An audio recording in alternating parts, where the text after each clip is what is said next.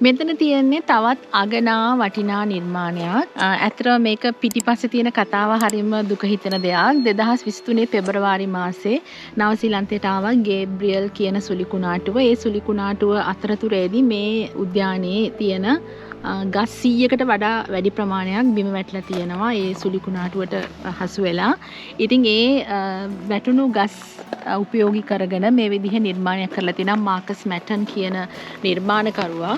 ඉතින් මේ ගොඩක් සමහර ගස් අවුරුදු 30 ගාණක් විතර පරණ ගස්ලු. මොකද මුලින්ම මේ ප්‍රොජෙක්ට් එක පටන් ගත්ත කාලෙම හදපු ගස්ලු. ඉතින් හරිම දුක හිතෙන දෙයක් තමයි ගස් කඩන් වැටෙනවා ස්වභාවික ඌදුරු වලට ලක් වෙනවා.